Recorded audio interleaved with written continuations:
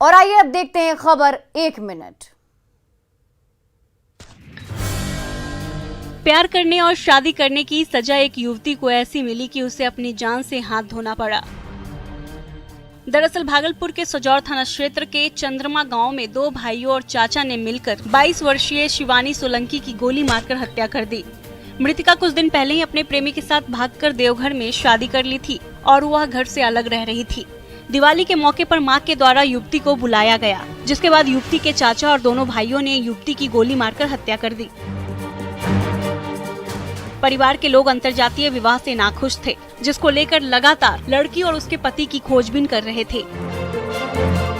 दिवाली के मौके पर मां के द्वारा बेटी को बुलाया गया और जब पूरा गांव दिवाली मना रहा था, इसी रात परिजनों के द्वारा युवती की गोली मारकर हत्या कर दी गई। वहीं हत्या के बाद पुलिस ने छानबीन शुरू कर दी है। वहीं हत्याकांड में चाचा अभय सिंह को पुलिस ने गिरफ्तार कर लिया है। वहीं युवती के दोनों भाइयों की गिरफ्तारी के लिए पुलिस छापेमारी कर रही है। आगे आगे हाथी और पीछे पीछे सैकड़ों की संख्या में लोग। ये कोई फिल्मी सीन नहीं है और ना ही कोई पालतू हाथी है। ये एक जंगली हाथी है जो जंगलों से निकलकर रिहायशी इलाके में आ गया है, जिसे देखने और इसके साथ सेल्फी लेने के लिए लोग उसके पीछे पीछे घूम रहे हैं। जबकि इन लोगों को ये अंदाजा भी नहीं है कि अगर ये जंगली हाथी बिगड़ गया तो कितने लोगों को घायल कर सकता है। दरअसल चाकुलिया नगर पंचायत के मुख्य बाजार क्षेत्र स्थित बिरसा चौक पर एक जंगली हाथी आ पहुंचा, जिससे अफरा तफरी मच गई। हाथी को देखने के लिए लोगों की भीड़ जुट गई। हाथी ने किसी को नुकसान नहीं पहुंचाया। इस दौरान लोगों ने हाथी के साथ फोटो भी खिंचवाए। वहीं सूचना पाकर वन विभाग के कर्मी बाजार पहुंचे और ग्रामीणों के साथ हाथी को बैंत जाने वाले मुख्य पथ होते हुए हाथी को ले गए। चाकुलिया नगर पंचायत के बाजार क्षेत्र में कई बार जंगली हाथी प्रवेश कर चुके हैं। कई बार तो हाथियों के भारी नुकसान की भी सूचना है, लेकिन ये हाथी काफी शांत दिखा। किसी प्रकार का नुकसान पहुंचाए बगैर बाजार में घूमता रहा और लोग उसके आगे पीछे चलते रहे।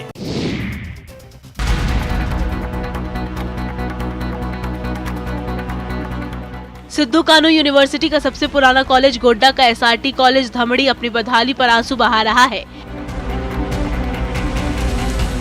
दरअसल इस कॉलेज में महज 3 कमरे हैं और तकरीबन 4000 बच्चों का नामांकन है। कॉलेज में कमरा नहीं होने के कारण यहाँ पिछले 1 सालों से एक भी क्लास नहीं हुई है। कॉलेज के शिक्षकों ने बताया कि कमरे के अभाव में क्लास नहीं हो पाती है। कॉलेज में महज 3 ही कमरे हैं, जिसमें बच्चों को पढ़ना शायद आसान नहीं है। इसके लिए जितने भी कमरे हैं सब टूटे फूटे हैं। स्थिति ये है कि बच्चे जमीन पर बैठकर फॉर्म भरते हैं। कॉलेज की स्थिति के कारण छात्र कॉलेज नहीं आना चाहते, जिससे उनकी पढ़ाई प्रभावित होती है। शिक्षकों का कहना है कि कई बार संबंधित लोगों को समस्या की जानकारी दी गई है, पर आज तक किसी ने इस बदहाल कॉलेज की सूद नहीं ली। शासन प्रशासन बेहतर शिक्षा व्यवस्था के दावे तो करता है, पर जमीनी हकीकत कुछ और ही बयां करती है।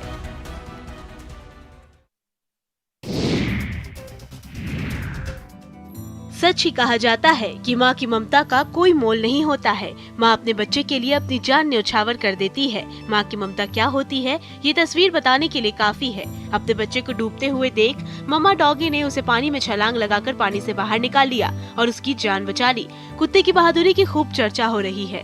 इंसानों को इससे सीख लेनी चाहिए। अपने डूबते हुए बच्चों को बचाने के लिए कुत्ते ने अपनी जान दांव पर लगा दी। आज हम आपको जिस घटना के बारे में बताने जा रहे हैं, उसे जानकर आप भी कहेंगे कि वाकई में जानवर बहुत बहादुर और वफादार होते हैं। ये तस्वीर सिवान शहर के महादेवा नई बस्ती की है, जहाँ एक छोटा कुत्ता पानी में गिर गया और पानी से बाहर निकलने के लिए तड़पने लगा। जैसे ही मम्मा डॉगी ने अपने बच्चे को पानी में गिरा देखा, वो बेचैन हो उठी और मम्मा डॉगी ने पानी में छलांग लगा दी और तैरकर अपने बच्चे के पास पहुंच गई। काफी देर की मशक्कत के बाद मम्मा डॉगी अपने बच्चे को मुंह में दबाए बड़ी ही बहादुरी से पानी के बाहर आ गई। कुत्ते ने पानी में गिरे बच्चे को बाहर निकालने के बाद अपने अन्य बच्चों के साथ रख दिया और उसकी रखवाली करने लगी।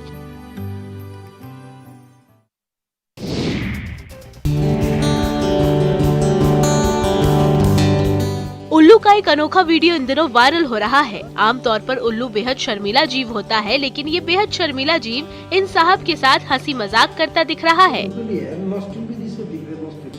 अकेले में रहना उल्लू पक्षी का स्वभाव है, लेकिन वायरल वीडियो जो कि मेरठ का है, इसमें एक शख्स की हथेली पर ऐसे बैठा है जैसे वो उन्हें बहुत अच्छे से जानता हो। इस उल्लू के साथ शख्स भी बेहद खुश नजर आते हैं।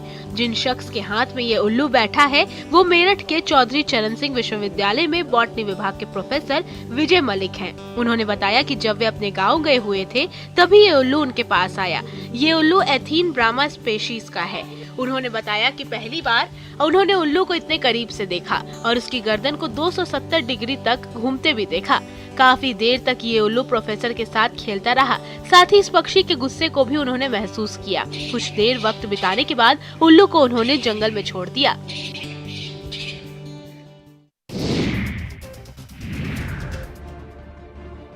बाघ सतपुड़ा के जंगलों की शान है। इनकी दहाड़ से पूरा जंगल थर-थर कांपता है। पर इन बाघों का कभी-कभी मस्ती वाली मूड भी देखने को मिलता है, जिसे देखने के लिए लोग ललायत रहते हैं ताकि अटखेलियां करते इन बाघों की एक झलक देख सके। पर ये शर्मीले बाघ बिरले ही नजर आते हैं। वहीं सतपुड़ा टाइगर रिजर्व में एक बाघिन के साथ शावक का खेलने का वीडियो वायरल हुआ।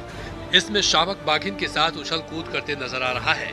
सतपुड़ा टाइगर रिजर्व से अपने सोशल मीडिया के ऑफिशियल पेज पर यह वीडियो शेयर किया है।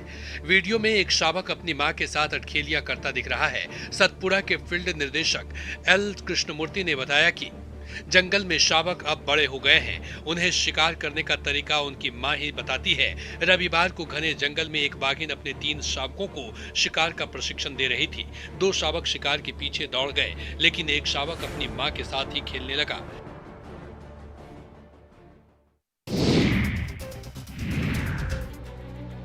सच्चे प्यार का दुश्मन तो सारा जमाना होता है, पर इन घायल लोगों को तो देखकर ये लगता है कि प्रेमियों को भगाने की सजा इन्हें मिली है। प्रेम प्रसंग के चक्कर में किसी के हाथ टूटे तो किसी के सिर फूटे और देखते ही देखते दोनों पक्षों के बीच जबरदस्त दंगल शुरू हो गया। दरअसल बेगूसराय में प्रेम प्रसंग को लेकर जमकर मारपीट हुई है। प्रेमी जोड़े के भागने के बाद दोनों पक्षों के बीच मारपीट हुई, जिसमें 20 से ज्यादा लोग घायल हो गए, जिनका इलाज बेगूसराय सदर अस्पताल में चल रहा है।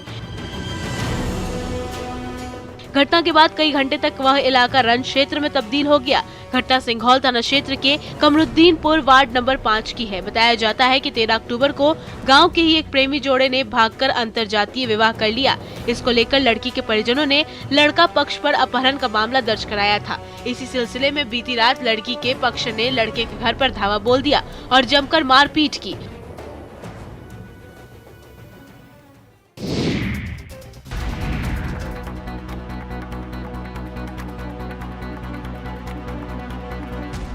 बेगूसराय में बरौनी कटिहार रेलखंड के लाखों गुमटी के पास एक प्रेमी युगल का शव मिलने से पूरे क्षेत्र में सनसनी फैल गई। घटना बेगूसराय रेल थाना क्षेत्र की है। मृतक प्रेमी जोड़े की पहचान लाखों थाना क्षेत्र के डुमरी के रहने वाले नूनू बाबू और अयोध्या बारी की रहने वाली रूपम कुमारी के रूप में की गई है। बताया जा रहा है कि मृतक नूनू बाबू कुछ दिन पहले अयोध्या बारी के पूर्व सरपंच के यहाँ ट्रैक्टर चालक का काम करता था, लेकिन हाल के दिनों में 6 महीने पूर्व ही उसने पूर्व सरपंच के यहाँ काम को छोड़ दिया था। लेकिन आज नूनू बाबू और पूर्व सरपंच की पुत्री रूपम कुमारी का शव रेलवे ट्रैक मिलने के बाद लोग कई तरह के कयास लगा रहे हैं। कहा जा रहा है कि दोनों की हत्या कर शव को रेलवे ट्रैक के पास फेंक दिया गया। घटना की वजह जो हो यह तो पुलिस जांच के बाद ही पता चल पाएगा, लेकिन एक साथ प्रेमी जोड़े की हत्या से पूरे इलाके में सनसनी फैल गई है। फिलहाल पुलिस ने सभी बिंदुओं पर जांच शुरू कर दी है।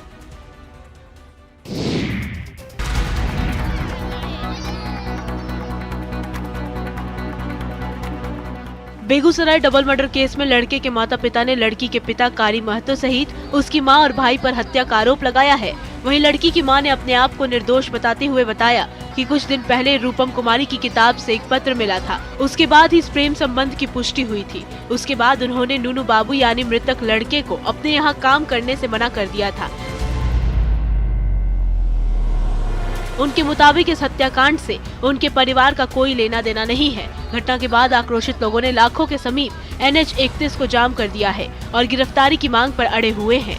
आक्रोशित लोगों ने मामले में दोषियों के खिलाफ कार्रवाई की मांग की है। आप देख सकते हैं कि मृतक के परिजन रो रो कर बेहाल हैं और लड़की के परिजनों पर हत्या का आरोप लगा रहे हैं। फिलहाल पुलिस ने लड़की की मां को हिरासत में ले लिया है और पूछताछ कर रही है।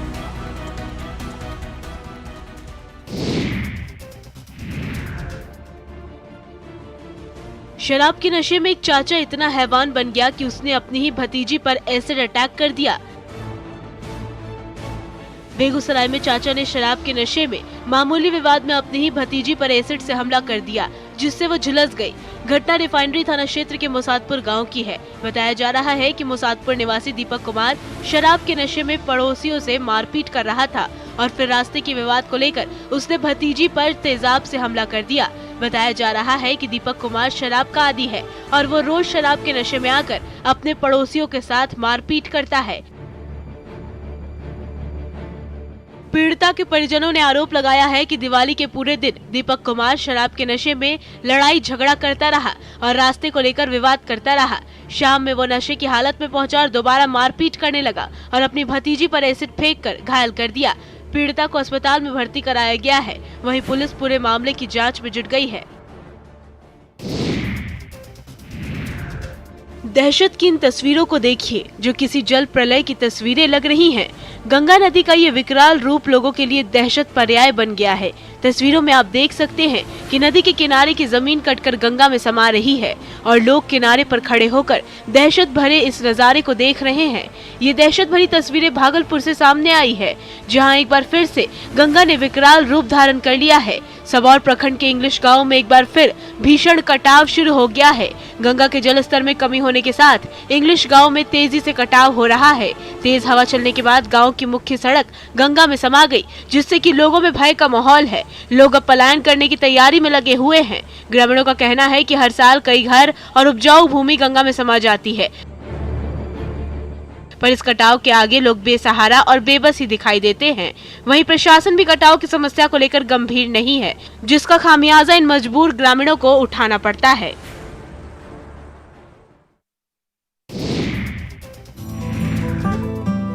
छत्तीसगढ़ की एक नदी सोना उगलती है। हो सकता है नदी के बारे में सुनकर थोड़ी हैरानी हो। मामला बलौदाबाजार जिले के वन क्षेत्र में स्थित जोंक नदी का है। आज तक जोंक नदी के किनारे स्थित मिट्टी में सोने के कण मिलने की सही वजह का पता नहीं लग पाया है। इस नदी के किनारे स्थित मिट्टी सैकड़ों वर्षों से सोना उगल रही है। नदी की मिट्टी से आज तक सोना निकाला जा रहा है। नदी की मिट्टी से सोना निकालने के काम में जुटे आसपास रहने वाले दर्जनों ग्रामीणों का घर चलता है। ग्रामीण नदी से निकाले जाने वाली मिट्टी को डोंगी नुमा लकड़ी के बर्तन में धोते हैं। धुलाई के बाद बचे हुए बारीक कण को इकट्ठा किया जाता है।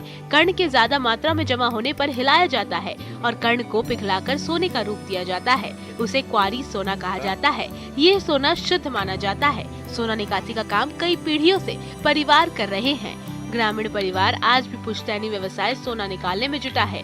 वहीं इनको हफ्ते में 1000 रुपए की कमाई भी हो जाती है और ये उसे सुनार को देते हैं, जिससे ये अपना जीवन चलाते हैं।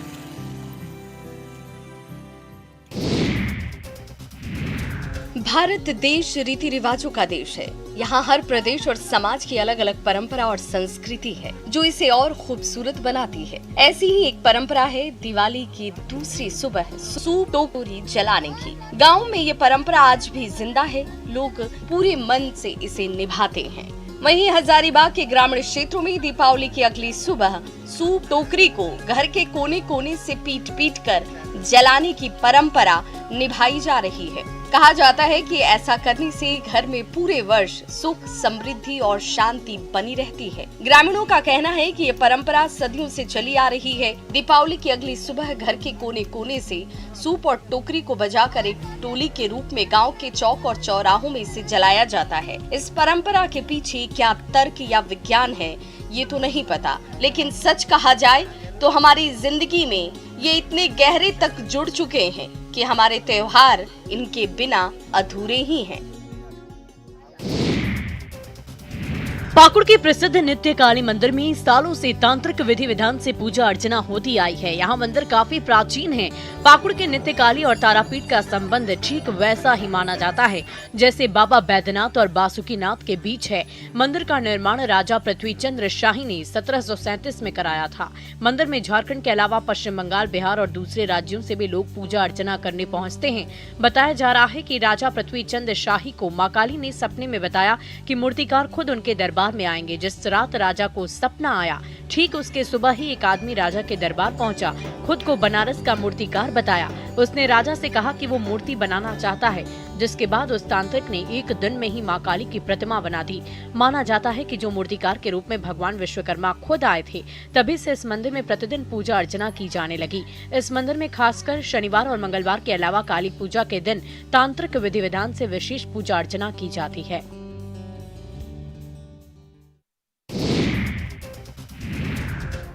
दरभंगा एयरपोर्ट के नए रनवे निर्माण की प्रक्रिया शुरू होने की उम्मीद बढ़ गई है। इसके लिए कुल 24 एकड़ जमीन के अधिग्रहण की प्रक्रिया तेज हो गई है। रैयतों को भुगतान भी शुरू हो गया है। 24 एकड़ भूमि अधिग्रहण में जिन लोगों की जमीन गई है, उन्हें जमीन के बदले करीब 2.5 गुनी राशि मिली है, जिससे वे लोग भी खुश हैं। लोगों में खुशी है कि 24 एकड़ जमीन पर रनवे का विस्तार और नाइट लैंडिंग की फैसिलिटी होगी। वहीं दरभंगा एयरपोर्ट पर सिविल एन्क्लेव के निर्माण के लिए एयरपोर्ट अथॉरिटी द्वारा राज्य सरकार से मांगी गई 54 करोड़ जमीन के अधिग्रहण की प्रक्रिया भी प्राथमिकता के आधार पर तेजी से चल रही है। जिला प्रशासन द्वारा कोशिश की जा रही है कि 54 एकड़ के अधिग्रहण की प्रक्रिया भी फरवरी 2023 तक पूरी हो जाए। बताया जा रहा है कि 24 एकड़ जमीन पर रनवे के विस्तार और नाइट लैंडिंग फैसिलिटी की सुविधा भी होगी। रनवे निर्माण से यात्रियों को बहुत ही सुविधा मिलेगी, जिससे यात्रियों में खुशी का माहौल है। दीपावली के दूसरे दिन बगहा के थारू बाहुल्य थरुहट के इलाके में सोहराई मनाया जाता है। दिवाली के दूसरे दिन सोहराई में महिला और पुरुष अपने पारंपरिक गीतों पर झूमते नजर आते हैं। इस त्योहार में हल्दी और मिट्टी का लेप तैयार कर मवेशियों को लगाया जाता है। कोहरा में गुड़ मिलाकर के प्रसाद तैयार किया जाता है। इसके जरिए सालों भर सुख समृद्धि की कामना की जाती है। सोहराई पर्व को लेकर के ग्रामीण 10 दिन पहले ही अपने घरों की साफ सफाई में जुट जाते हैं। घरों का रंग रोगन करते हैं और गोबर का लेप लगाते हैं ताकि लक्ष्मी का वास हो सके। इस त्योहार में अच्छी फसल के बाद घर के पशुओं की पूजा की जाती है। इसके बाद गोरू घुटान का आयोजन होता है, जिसमें बैलों के साथ लोग खेलते, नाचते और गाते हैं। ग्रामीण बताते हैं कि यह त्योहार खासकर पशुओं के लिए मनाया जाता है। अच्छी फसल होने के बाद घर के पशु बैलों की पूजा की जाती है। गांव में गोरू घुटान का आयोजन होता है, जिसमें बैलों के साथ ग्रामीण खेलते हैं, साथ ही नाचते गाते हैं। गांव के सभी लोग इसमें एक साथ शामिल होते हैं और सभी साथ मिलकर ये उत्सव मनाते हैं, जिससे उनमें आपसी प्रेम बढ़ता है। मोतिहारी के एक निजी अस्पताल में मरीजों के हाथ पैर बांधकर इलाज होता है। इलाज के दौरान युवती की मौत के बाद भाग रहे डॉक्टर और कर्मियों ने मरीज के परिजनों पर हमला बोल दिया। हमले में 2 परिजनों को गंभीर चोटें भी आई। सदर अस्पताल में रोती चिल्लाती ये महिलाएं पिपरा कोठी थाना के जीवधारा किशनपुर गांव की रहने वाली हैं, जिन्होंने दलाल के चक्कर में पेट दर्द से परेशान 18 वर्षीय बेटी को मोतिहारी के एक निजी अस्पताल में भर्ती कराया। पेट दर्द अपेंडिक्स के कारण हो रहा था। नतीजतन ऑपरेशन करना पड़ा। अस्पताल में तय राशि के अनुसार परिजनों ने 21,000 रुपए जमा करा दिया।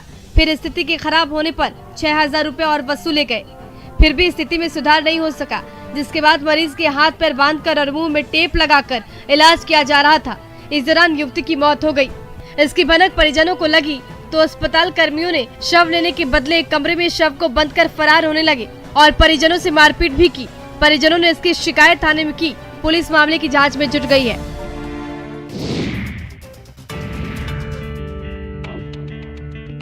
नवादा में छठ को लेकर घाटों की साफ सफाई का कार्य युद्ध स्तर पर चल रहा है। शहर के विभिन्न छठ घाटों में नगर परिषद और स्थानीय समाज सेवियों के द्वारा घाट की सफाई का कार्य लगातार जारी है। व्रतियों को किसी प्रकार की कोई दिक्कत न हो, उसके लिए विशेष व्यवस्था की जा रही है।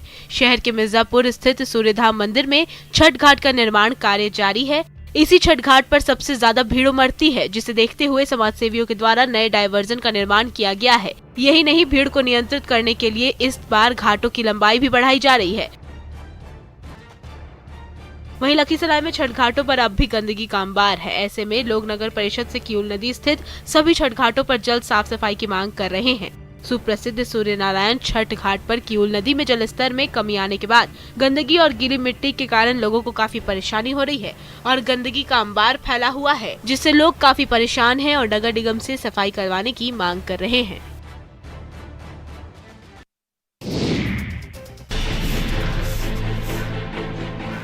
गंगा में आए उफान के बाद छठ व्रतियों के लिए पूजा के लिए तालाब ही एक विकल्प के रूप में बचा है, लेकिन छपरा में नगर निगम द्वारा तालाबों की साफ सफाई का काम अब तक शुरू नहीं किया गया है। लिहाजा अब स्थानीय लोग खुद से ही तालाबों की सफाई में जुट गए हैं। छपरा के राजेंद्र सरोवर की सामाजिक संगठनों ने सफाई करके नगर निगम को आईना दिखाया है। लोग घाटों की सफाई में जुटे हुए हैं ताकि छठ तक घाट तालाब साफ हो जाएं और वे पूजा कर सके। वहीं दूसरी तरफ शेखपुरा का प्रसिद्ध रतोया छठ घाट को आकर्षक और छठ व्रतियों के लिए सुलभ बनाए जाने को लेकर लगातार कार्य चल रहा है। इस कड़ी में नदी से कीचड़ निकाल दिया गया है, लेकिन बारिश नहीं होने के कारण नदी में पानी नहीं है। ऐसे में नगर परिषद द्वारा 3 बोरिंग किया गया है, जिससे पानी नदी में लाया जाएगा और अर्घ्य देने में छठ व्रती को कोई परेशानी नहीं होगी। इस बार छठ के किनारे सीढ़ी का निर्माण कराया जा रहा है ताकि पानी के नीचे जाने में छठ व्रतियों को दिक्कत न हो।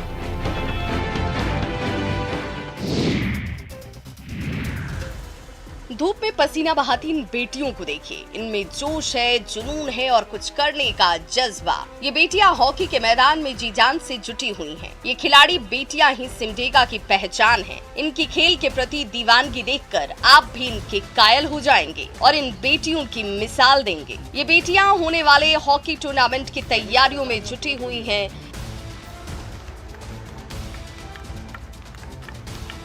दरअसल ग्वालियर में होने वाले केंद्रीय विद्यालय का नेशनल स्तरीय हॉकी टूर्नामेंट को लेकर सिमडेगा केंद्रीय विद्यालय की टीम एस्ट्रोटर्फ स्टेडियम में जमकर पसीना बहा रही है। सिमडेगा एस्ट्रोटर्फ स्टेडियम में सुबह से ही ये खिलाड़ी मैदान में अभ्यास कर खेल को निखारने में जुट जाती हैं। जैसे जैसे प्रतियोगिता का समय नजदीक आ रहा है, वैसे वैसे खिलाड़ियों ने अभ्यास का समय बढ़ा दिया है ताकि वे टूर्नामेंट में बेहतर प्रदर्शन कर सकें और जीत हासिल कर सकें।